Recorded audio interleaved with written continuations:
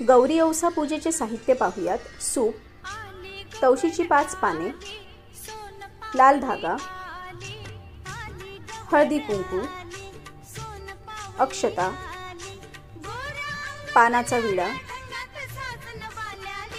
ओटीचे सामान, काकडीचे 5 तुकडे,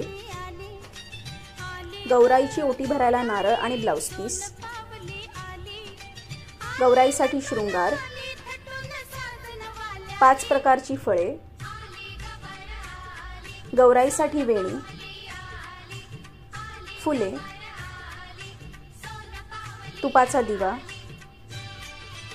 अगरबत्ती, कमळाचे फूल, मेसूर आणि कणकेनी बनवलेले 5 प्रकारचे दागिने. त्यात 5 पुऱ्या सुद्धा घेतल्या आहेत.